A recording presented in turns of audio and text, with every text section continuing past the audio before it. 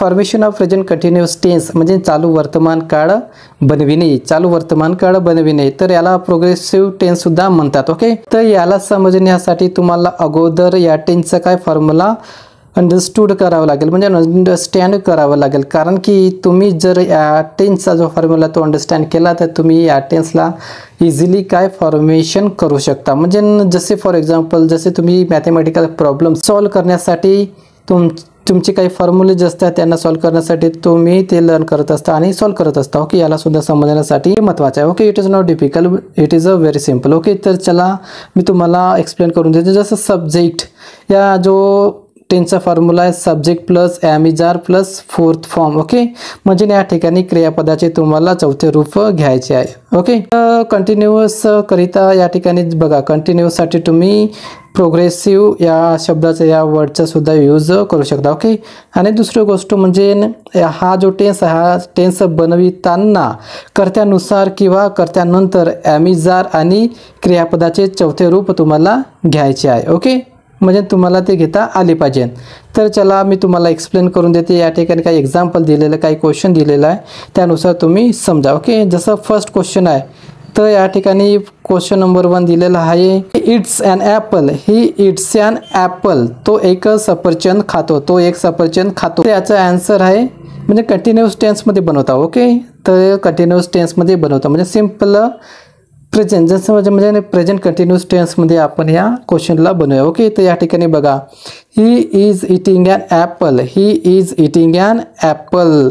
Okay नाही, तर मी सांगितलं होतं तुम्हाला जसं फर्स्टवाला जो क्वेश्चन आहे यामध्ये जो इट्स एक काय फर्स्ट फॉर्म आहे. ओके, आणि त्याचं आपल्याला काय करायचं आहे फोर्थ फॉर्म म्हणजे क्रियापदाचे चौथे रूप या ठिकाणी घ्यायचे आहे. तर या ठिकाणी आपण चौथे रूप घेतलं, इट्स काय केलं इटिंग केलं, इट्स इटिंग केलं. ओके, तर मित्रांनो मला वाटते तुम्हाला हे समजलं असं. ओके, तर चला बघूया सेकंडवाला क्वेश्चन. तर या ठिकाणी बघा I wrote a letter, I wrote a letter. Okay, तर याचा answer I am writing a letter, I am writing a letter. Okay नाही, तर या ठिकाणी आपण रोटचं काय घेतलेलं आहे चौथं रूप घेतलेलं म्हणजे राईटचं चौथं रूप घेतलं. जो रोट आहे तो सेकंड फॉर्म. ओके नाही, त्यानंतर रायटिंग हे फोर्थ फॉर्म. ओके, तर मित्रांनो मला वाटते की तुम्हाला हे जे दोन क्वेश्चन्स आहे जे दोन क्वेश्चन हे तुम्हाला अंडरस्टूड झाले असेल. ओके, तर चला बघूया आपण नेक्स्ट क्वेश्चन्स.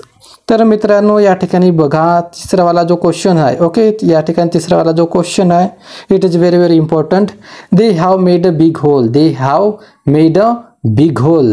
त्यांनी एक मोठा खड्डा केला, त्यांनी एक मोठा खड्डा केला. तर याचं आपल्याला प्रेझेंट कंटिन्युअस टेन्समध्ये बनवायचं. बघा तर याचा आन्सर आहे they are making a big hole, they are making a big hole. ते एक मोठा खड्डा करत आहे, ते एक मोठा खड्डा करत आहे म्हणजे कंटिन्युअस. कंटिन्युअस म्हणजे काय चालू.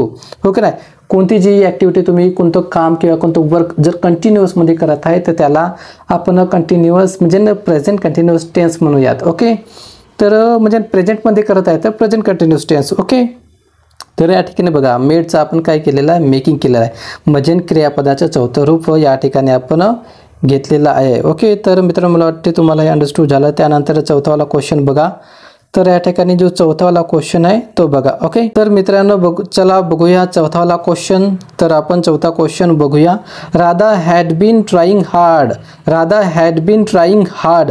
राधा खूप प्रयत्न करत होती, राधा खूप प्रयत्न करत होती. ओके, तर याचा आन्सर आहे Radha is trying hard, Radha is trying hard. Radha खूप प्रयत्न करत आहे, राधा खूप प्रयत्न करत आहे. ओके ना मित्रांनो, तर मला वाटते की तुम्हाला हा जो टेन्स आहे हे जे 4 क्वेश्चन आहे 1 to 4 पर्यंतचे 1 ते 4 पर्यंतचे जे क्वेश्चन आहे तुम्हाला हे अंडरस्टूड झाले असेल असं मला वाटते. ओके मित्रांनो, तर तुम्ही या ठिकाणी काही एक्झाम्पल दिलेला आहे, या ठिकाणी काही प्रश्न दिलेला आहे, तर याचा आन्सर तुम्ही मला माझ्या या यूट्यूब चॅनलच्या म्हणजे या व्हिडिओच्या ज्या कमेंट्स बॉक्स आहे, या व्हिडिओचा जो कमेंट्स बॉक्स आहे त्या कमेंट्स बॉक्समध्ये याचा आन्सर मला द्या. ओके, तर मित्रांनो मला वाटते की तुम्हाला हे चांगल्या प्रकारे समजलं असेल. तर तुम्हाला जर हा व्हिडिओ आवडला असेल तर माझ्या यूट्यूब चॅनलला सबस्क्राईब करा, लाईक करा आणि तुमच्या मित्रापर्यंत शेअर करा. कारण की हे जे टेन्स आहे तुमच्या 10वी आणि 12वीच्या बोर्ड एक्झामिनेशनसाठी खूप इम्पॉर्टंट आहे. ओके, तर चला भेटूया नेक्स्ट टेन्समध्ये आणि नेक्स्ट व्हिडिओमध्ये. Thank you so much guys.